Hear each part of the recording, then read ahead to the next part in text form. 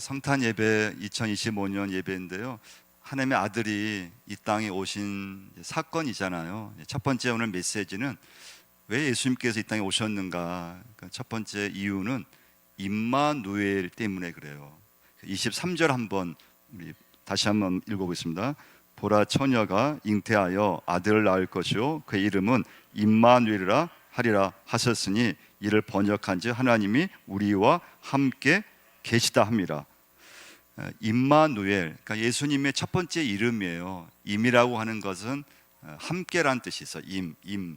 마누는 우리와 뜻이 있고요. 성경에 엘이 나오면 이 엘은 하나님을 말씀하는 단어예요. 그래서 임마누엘, 하나님이 우리와 함께 계시다. 그러니까 예수님 이 땅에 오셨는데 이것은 우리에게 종교를 주기 위해서 오신 것이 아니에요. 하나님이 나와 함께하기 위해서 이 땅에 오신 성탄의 사건이에요. 그래서 여러분, 다른 종교는 조금 이렇게 엄숙하고 뭔가 이렇게 좀 권위가 있고, 근데 기독교는 그렇지 않아요.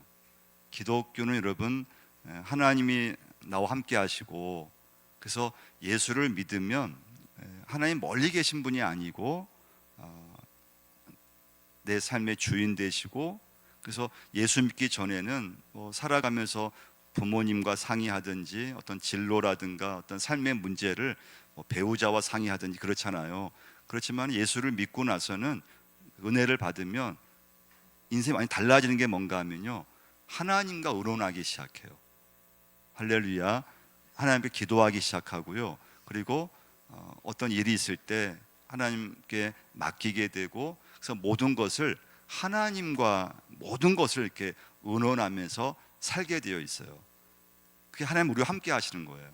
근데 문제는 일이 잘 되고 또 모든 게 다 이렇게 잘 풀릴 때는 하나님이 함께 하신다는 믿음이 생겨요.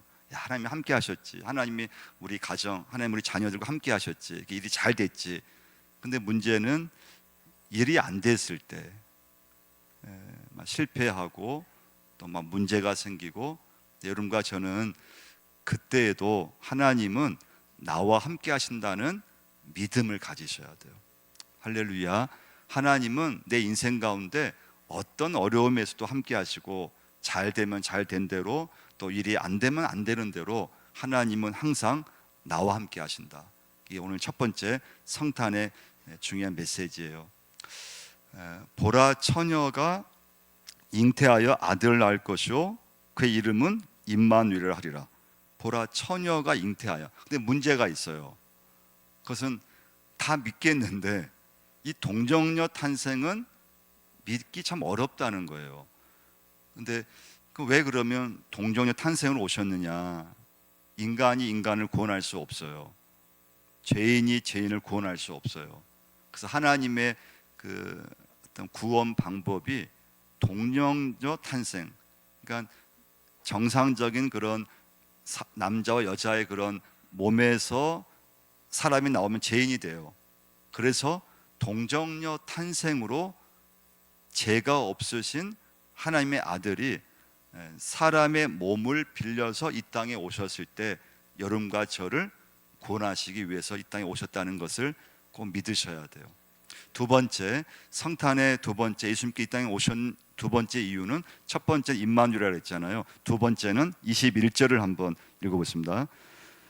21절 있습니다. 아들을 낳으니 이름을 예수라 하라. 이는 그가 자기 백성을 그들의 죄에서 구원할 자이심이라 하니라.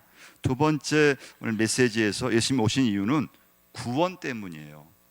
그러니까 예수님이라는 말 자체, 그 이름 자체가 인간을 구원하기 위해서, 죄의 문제를 해결하기 위해서 예수님은 이 땅에 오셨어요. 중요한 것은 죄로부터의 구원이라는 걸 기억하셔야 돼요. 근데 세상은 죄를 이렇게 별로 얘기하지 않아요. 여러분, 죄라고 하는 것을 강조하고 우리 인생에서 우린 죄인입니다, 이것을 말하고 강조하는 곳은 이 세상에서 교회밖에 없어요.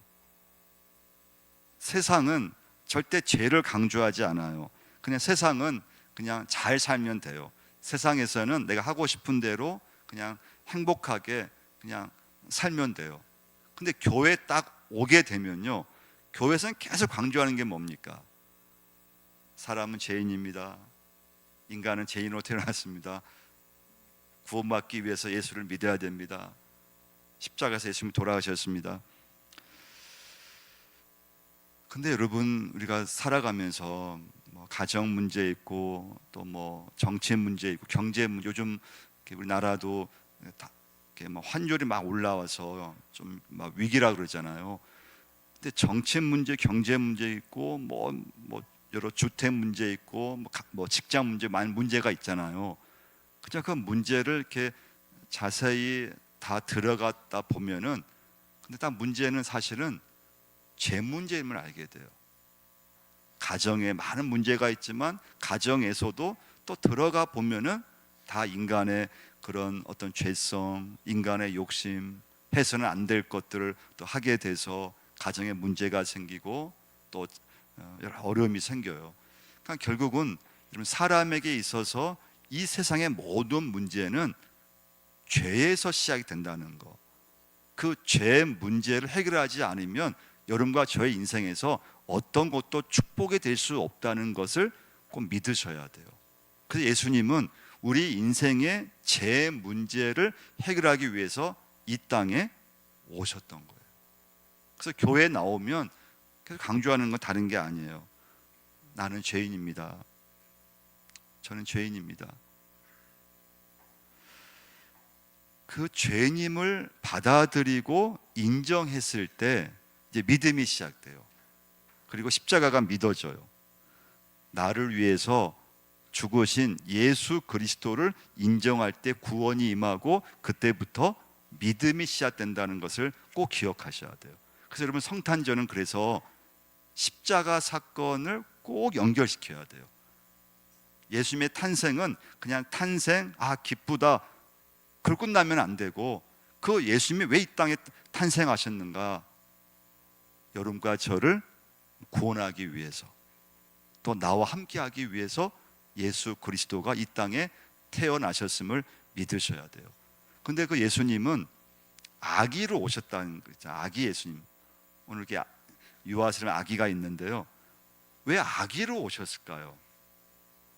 좀 이렇게 정말 폼나게 하나님의 아들이 오셨을 때 좀 그냥 어른의 모습으로 딱 등장하면 얼마나 좋겠어요. 근데 예수님이신데 아주 아기의 모습으로 오셨어요. 여러분, 아기들의 특징이 뭘까요? 여러분, 아기들은 권위가 없어요. 아기들은 뭐 권위를 내세울 수 없어요. 아기들은요, 누구나가 다 부담 없이 다가갈 수 있는 존재는 아기들이에요. 어른이 되면은 좀 다가가기 어렵잖아요. 옆에 있는 분 한번 보세요. 친한 분 아니면은 좀 다가가기 어렵지만, 아기는 어떻습니까? 아기들은 그냥 언제든지, 우리 어린이 부담 없이, 어릴수록 어른이라 하더라도 부담 없이 아기는 한번 안아볼까요? 한번 이번에 너무 예쁘네요. 누구든지 아기들은 우리 사람들이 부담 없이 다가갈 수 있고 말할 수 있어요. 여러분, 예수님께서 아기 예수님으로 오셨다는 것은 누구든지 그 예수님을 믿으면 구원이 임하고 그 예수님이 나와 함께 하신다는 믿음을 꼭 가지셔야 돼요. 세 번째 메시지예요.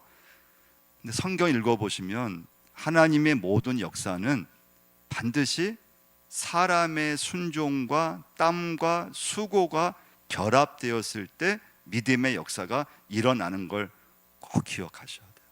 그 노아의 방주는요, 하나님의 계획이에요.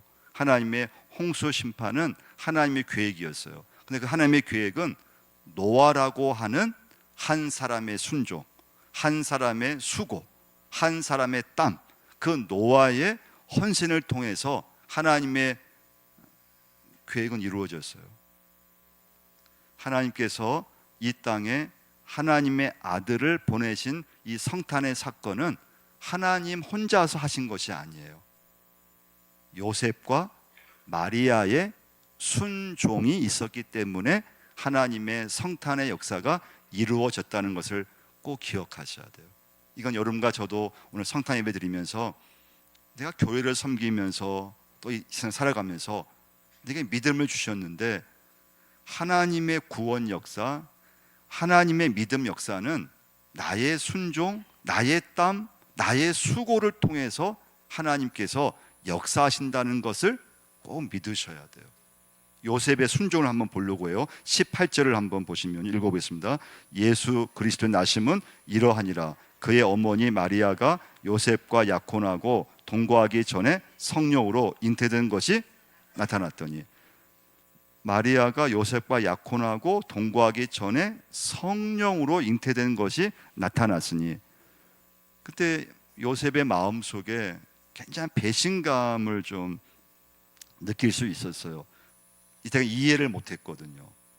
그래서 마리아에 대해서 굉장한 배신감, 분노, 그냥 갑자기 임신을 하게 된 거니까요.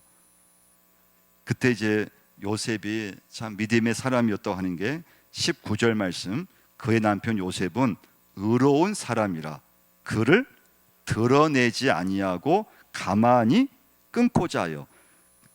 가만히 끊고자 하여. 가만히 끊었다가 아니에요. 가만히 끊고자 했다는 거예요. 엄청난 배신감과 분노가 있었지만은 요셉은 가만히 끊고자 했어요.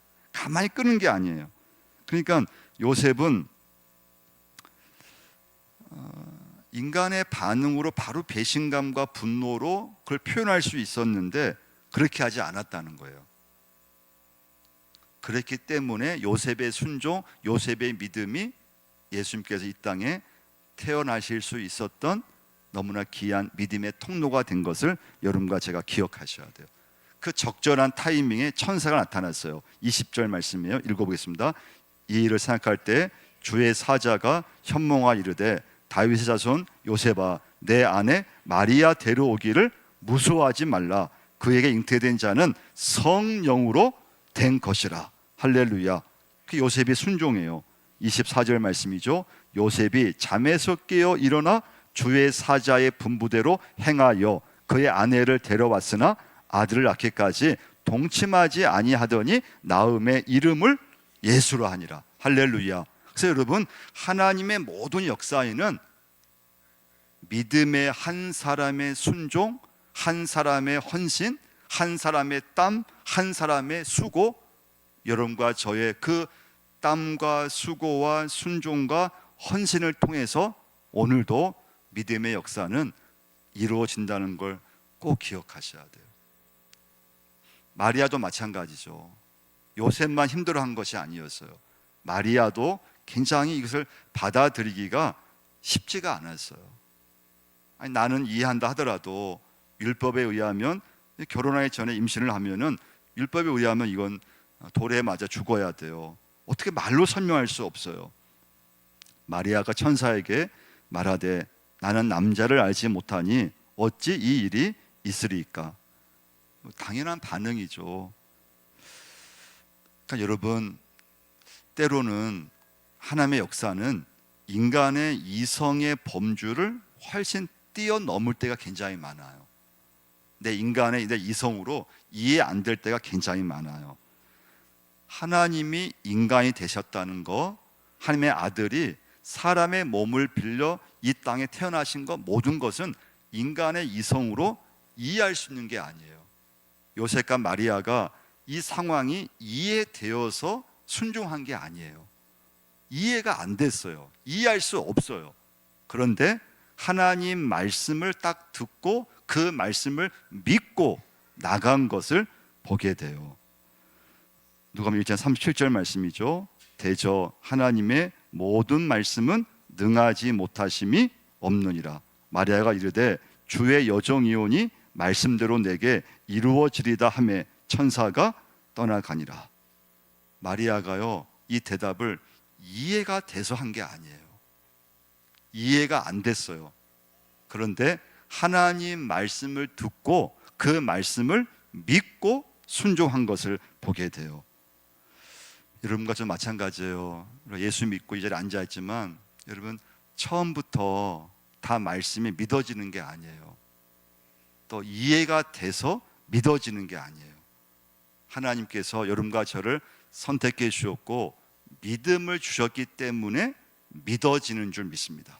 그래서 십자가가 믿어지고 예수님이 믿어지고 말씀이 믿어지고 믿어지니까 순종하게 되고 또 수고도 하게 되고 또 땀도 흘리게 되고 헌신도 하게 되고 그러면서 여러분과 저를 통해서 하나님께 영광이 되고 믿음의 역사가 나타나는 줄 꼭 믿으시기를 바랍니다. 하나님이 여러분 나와 함께 하십니다. 여러분의 인생은 우리가 내 힘으로만 사는 것이 아니고 하나님께서 나와 함께 하시고 하나님께서 내 자녀와 함께 하시고 일이 안 풀리고 일이 안 되었다고 해서 하나님이 나와 함께 하시 않으시는 것이 아니고 하나님은 언제 어디서나 여러분과 저와 함께 하심을 꼭 믿으시기를 바랍니다.